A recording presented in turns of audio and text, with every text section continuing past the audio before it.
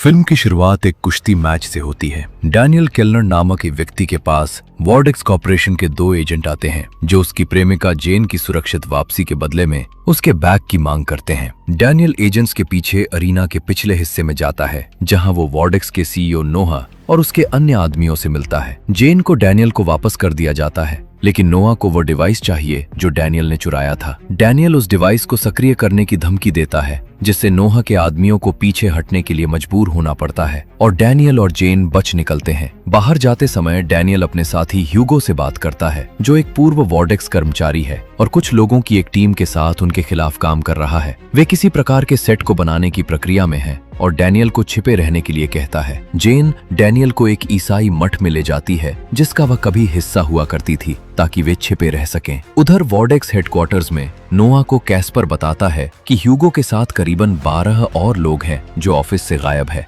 इनके साथ साथ दूसरा डिवाइस भी डीप स्टोरेज से गायब है। इनके पास बस अब एक ही डिवाइस रह गया है। कैंसस सिटी में एक न्यूज चैनल के लिए मौसम विज्ञानी का काम करने वाली मार्गरेट अपने प्रेमी जैक्सन के साथ अपना शो देख रही है। तभी एक लाल चिड़िया खुली खिड़की से उड़कर अंदर आता है और मार्गरेट के सामने बैठ उसे बड़े ध्यान से देखने लगता है जिसके कारण उसे कुछ होने लगता है। जैक्सन उस लाल चिड़िया को वहां से भगा देता है और जैसे ही मार्गरेट से बात करता है वो अजीब ढंग से रूसी भाषा बोलने लगती है जो उसने पहली कभी नहीं सीखी थी। ये जैक्सन को बड़ा अजीब लगता है। वो मार्गरेट से इस बारे में पूछता भी है, लेकिन मार्गरेट ऑफिस के लिए लेट हो रही थी जिसके कारण इस बारे में बाद में बात करेंगे कहकर वो घर से निकल जाती है। मार्गरेट ऑफिस जल्दी पहुंचने के लिए तेज गति से गाड़ी चलाती है जिस कारण एक पुलिस वाला उसे रोक लेता है, लेकिन अचानक पता नहीं कैसे मार्गरेट इस पुलिस वाले की आंखों में देखती है और उसे उसके बारे में बहुत ही व्यक्तिगत जानकारी बताने लगती है और ये भी बताती है कि उसे अपनी पत्नी को खुश करने के लिए क्या करना चाहिए। पुलिस वाला इतना हैरान हो जाता है कि वह मार्गरेट को जाने देता है। इसके बाद ऑफिस पहुंचने पर जैसे ही मार्गरेट कैमरा के सामने ऑन एयर आती है वह एकदम सुन्न पड़ जाती है और अजीब सी एलियन भाषा में बात करने लगती है। अपनी बात पूरी करने के बाद मार्गरेट बेहोश हो जाती है और क्रू उसकी मदद के लिए दौड़ पड़ता है। डैनियल और जेन को सांतियागो नाम का एक दोस्त पिक करता है। वो उन्हें छिपाने के लिए एक फार्म हाउस ले जाता है जहां डैनियल के साथ भी बिल्कुल मार्गरेट जैसी घटना होती है। उसे फार्म हाउस के बाहर बहुत सारे हिरन खड़े दिखाई देते हैं जिनमें से एक हिरन बिल्कुल उस चिड़िया की तरह डैनियल को बड़े ध्यान से देखने लगता है। इसके बाद जेन ये जानने की जिद करती है कि आखिर डैनियल क्या छिपा रहा है, इसलिए वो उसे वॉर्डेक्स से चुराई गई कुछ वीडियो फाइल्स दिखाता है जिसमें पहली वीडियो में बहुत सारे एलियन जीवों की लाशों को स्टोर करके रखा गया था और दूसरे वीडियो में वॉर्डेक्स के साइंटिस्ट्स एक जिंदा एलियन जीव के शरीर को बुरी तरह से काट पाट रहे होते हैं। जेन को अपनी आंखों पर विश्वास नहीं हो रहा था। डैनियल उसे बताता है कि वॉर्डेक्स और डिपार्टमेंट ऑफ डिफेंस करीबन 70 सालों से इन एलियन जीवों पर एक्सपेरिमेंट्स कर रही है और एडवांस टेक्नोलॉजी को रिवर्स इंजीनियर करके उसकी शक्तियों को हासिल करने की कोशिश में लगी है और वो वॉर्डेक्स के इन काले करतूतों को दुनिया के सामने लाकर ही रहेगा। उधर मार्गरेट की घटना का फुटेज सोशल मीडिया पर वायरल हो चुका था और वॉर्डेक्स तक भी पहुंच चुका था। इस अजीब सी भाषा को नोआ और उसके कर्मचारी पहचान लेते हैं। नोआ तुरंत अपने आदमियों को मार्गरेट के पीछे भेज देता है। उधर हॉस्पिटल में मार्गरेट जैक्सन के साथ होती है जब नर्स उससे उसके बचपन की एक घटना के बारे में पूछती है जिसका जिक्र जैक्सन ने किया था, लेकिन मार्गरेट इस बारे में बात करने से मना कर देती है। तभी मार्गरेट सूट में कुछ लोगों को बाहर देखती है जिनके बारे में नर्स कहती है कि उन्होंने खुद को FBI से बताया है, लेकिन मार्गरेट को उन्हें देख अपने आप ही ये एहसास हो जाता है कि ये लोग FBI से नहीं हैं। तुरंत मार्गरेट जैक्सन के साथ हॉस्पिटल से भाग निकलती है। ह्यूगो द्वारा संपर्क किए जाने के बाद मार्गरेट वो अपना फोन तोड़ देती है। उसे फिर से अपने आप ही ये एहसास होता है कि उसे डैनियल को खोजने के लिए नॉर्थ की ओर जाना होगा। उसे अपने आप ही उसका फोन नंबर भी याद हो जाता है। ह्यूगो फिर मार्गरेट के बारे में डैनियल से संपर्क करता है। डैनियल भी वो वीडियो देखता है जबकि बाकी सभी को वो एलियन भाषा सुनाई दे रही थी। डैनियल इस भाषा को समझ पा रहा था। वो ह्यूगो को बताता है कि वो कह रही है जो आप नहीं जानते उससे मत डरो। ये बात सुनते ही ह्यूगो तुरंत एक गाड़ी डैनियल के पास भेजता है ताकि वो मार्गरेट से कैंसस सिटी में मिल सके। अंत में ह्यूगो कहता है तुम ही वो दोनों हो जिन्हें चुना गया है। अगले ही पल डैनियल के चारों तरफ मौजूद फसल पर अजीब सा एलियन निशान अपने आप ही बनने लगता है। उधर नोआ उस तीसरे एलियन डिवाइस का इस्तेमाल करता है जो उसे दूसरों के दिमाग के भीतर जाने की शक्ति देता है। वो पहले डैनियल के साथ इसका प्रयास करता है, लेकिन न जाने कैसे डैनियल तुरंत ही उसे ब्लॉक कर देता है। फिर नोआ जेन पर इसका उपयोग करता है और उसके दिमाग के अंदर प्रवेश कर उसे अपने बस में कर लेता है और डैनियल और उसकी सीक्रेट लोकेशन का पता निकलवा लेता है। फिर नोआ जेन को कहता है कि जो डैनियल करने जा रहा है वो मानव जाति के भविष्य को खतरे में डाल देगा। दुनिया पहले ही तीसरे विश्व युद्ध के मुहाने पर खड़ी है। अगर ये बात बाहर आ गई तो पूरी दुनिया का संतुलन बिगड़ जाएगा। इसलिए जेन को किसी भी हाल में डैनियल को रोकना होगा। फिर वो जेन को एक चाकू की तरफ इशारा करता है। इस बात का एहसास मार्गरेट को भी हो जाता है और वो जैक्सन के फोन से तुरंत डैनियल को ये चेतावनी देने के लिए कॉल करती है कि नोहा के आदमी उसे और जेन को पकड़ने के लिए फार्म हाउस पहुंच रहे हैं। डैनियल नोहा के एजेंट्स की नजरों से बचकर उनकी एक कार चुरा लेता है। वो जेन को लेने के लिए कार को फार्म हाउस में घुसा देता है और जेन को लेकर वहां से तेजी से निकल जाता है। कार में नोहा जेन से डैनियल को मरवाने की कोशिश करता है, लेकिन जेन अपने आप पर दोबारा से काबू पा लेती है और अपने ही हाथ पर चाकू मार लेती है, जिसके कारण नोहा का उस पर मानसिक संपर्क टूट जाता है। फिर डैनियल और जेन कार को एक चट्टान से नीचे झील में गिरा देते हैं, जिससे वे एजेंट्स की नजरों से बचकर भागने में सफल हो जाते हैं। उधर मार्गरेट और जैक्सन एक पेट्रोल पंप पर पहुंचते हैं, जहां तीसरे विश्व युद्ध के कभी भी शुरू होने की बात के कारण लोगों में अफरा तफरी मची थी। जैक्सन कुछ सामान लेने के लिए दुकान के अंदर जाता है, जब मार्गरेट आगे अकेले ही जाने का फैसला करती है और कार लेकर वहां से निकल जाती है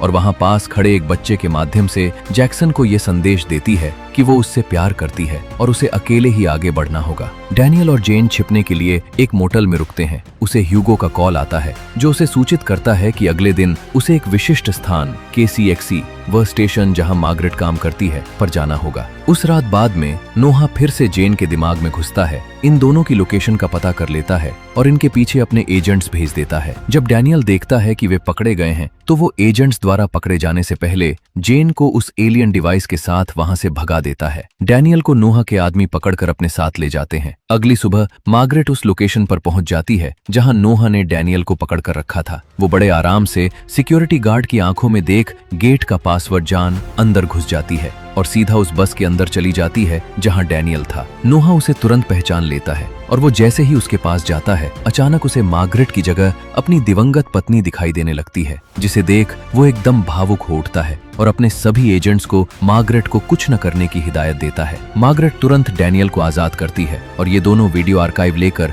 बस से बाहर आ जाते हैं। जो भी गार्ड्स मार्गरेट को रोकने की कोशिश करते हैं, उन्हें मार्गरेट की जगह उनके परिजन दिखाई देने लगते हैं, जिसके कारण ये सभी शांत हो जाते हैं और इन दोनों को जाने देते हैं। ये दोनों तुरंत एक कार से इस जगह से निकल भागते हैं। ये देख नोआ का एजेंट कैस्पर, जो मार्गरेट के वश में नहीं आया था, अपनी गन लेकर इनके पीछे निकल पड़ता है। डैनियल और मार्गरेट कार से भाग रहे होते हैं जब मार्गरेट बताती है कि जब से उसने उस लाल चिड़िया को देखा है, तब से वो जैसे ही किसी की आंखों में देखती है, कुछ पल के लिए जैसे वो उस इंसान के अंदर प्रवेश कर जाती है और उसके बारे में सब कुछ जान जाती है। डैनियल कहता है कि उसे भी याद है कि जब वो कॉलेज में था तो उसने भी ठीक ऐसी ही चिड़िया को देखा था, जिसके बाद से वो अचानक से कॉम्प्लेक्स इक्वेशंस को पलक झपकते ही सॉल्व करने और एलियन भाषाओं को भी समझने लगा। ठीक उसी पल कैस्पर वहां आ जाता है और उन्हें एक ट्रेन के रास्ते में धकेलने की कोशिश करता है। कार ट्रेन में फंस जाती है, जिससे डैनियल और मार्गरेट को ट्रेन पर कूदने की कोशिश करनी पड़ती है। कैस्पर उन पर गोली चलाने की कोशिश करता है। वे सामने से आ रही एक अन्य ट्रेन से कुचले जाने से बाल बाल बचते हैं और जैसे तैसे वहां से भाग निकलते हैं। उधर नोआ ह्यूगो के दिमाग में प्रवेश करता है और उसे अपने प्रयासों को समाप्त करने के लिए मनाने की कोशिश करता है। उसी पल ह्यूगो की टीम के दो साथी अनजाने में नोहा के सामने खुद को उजागर कर देते हैं, जिससे उसे उनके चेहरों को अन्य वॉर्डेक्स कर्मचारियों के रूप में ट्रैक करने का मौका मिल जाता है और इनके फोन्स के शटडाउन होने से पहले उनकी लास्ट लोकेशन भी पता चल जाती है। उधर डैनियल और मार्गरेट सड़क पर चल रहे होते हैं। तभी ये एक लोमड़ी को अपनी ओर आते हुए देखते हैं, जो कुछ पल के लिए इन्हें घूर कर देखती है और फिर वहां से भाग जाती है। उसी पल संतियागो अपने साथियों के साथ आ पहुंचता है, जिसकी मदद से ये दोनों ह्यूगो और उसकी टीम के पास पहुंच जाते हैं। मार्गरेट ये देखकर सहम उठती है कि उन्होंने उसके बचपन का पूरा घर फिर से बना लिया है। ह्यूगो चाहता है कि वो अपने बचपन की उस याद को फिर से याद करे जिसे उसने भुलाने की कोशिश की है, ताकि वो सच्चाई को बेहतर ढंग से समझ सके। डैनियल और मार्गरेट को फिर एलियन डिवाइस की मदद से उनकी बचपन की याद में फिर से ले जाया जाता है,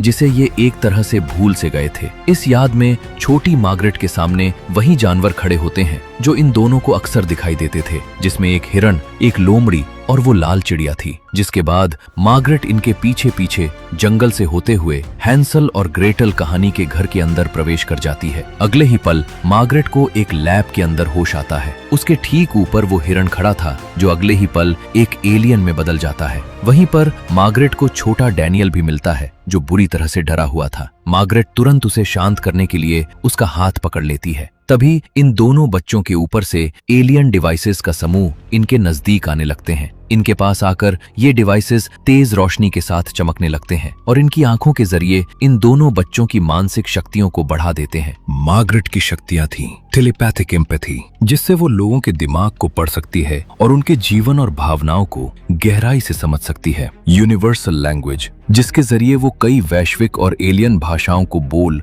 और उनका अनुवाद कर सकती है। और इंट्यूशन एंड इन्फ्लुएंस, एक गहरी समझ जो उसे सच की ओर ले जाता है और अपने आसपास के लोगों को अपनी शांत समझ से प्रभावित करता है। डैनियल की शक्तियां मैथमेटिकल डिकोडिंग, जिसके कारण वो एलियंस के संकेतों के पीछे छिपे बाइनरी और मैथमेटिकल लॉजिक को सहजता से समझ सकता है। और मैसेज इंटरप्रिटेशन, जिसके जरिए वो एलियन प्रसारणों और आवाजों को अनुवाद कर सकता है जिन्हें मनुष्य आम तौर पर महसूस नहीं कर सकते। उधर बाहर नोआ और उसके एजेंट्स इनकी लोकेशन तक पहुंच जाते हैं। मार्गरेट एलियन डिवाइस की मदद से इन्हें और इनके पूरे सामान को छिपा देती है, जिससे वॉर्डेक्स के एजेंट्स के लिए उन्हें देख पाना असंभव हो जाता है। लेकिन इस डिवाइस की शक्ति धीरे धीरे खत्म होने लगती है, इसलिए ये सभी एक फायर ट्रक की मदद से वहां से भाग निकलते हैं। नोआ जानता था कि ये सभी कहाँ गए होंगे। ये सभी असल में मार्गरेट के न्यूज स्टेशन की तरफ जा रहे थे। मार्गरेट किसी तरह अपने बॉस और क्रू को एक विशेष रिपोर्ट के लिए उसे ऑन एयर जाने देने के लिए मना लेती है। वॉर्डेक्स के एजेंट्स भी वहां पहुंचते हैं और न्यूज स्टेशन की बिजली बंद करने में सफल हो जाते हैं। लेकिन तभी जेन वहां आ जाती है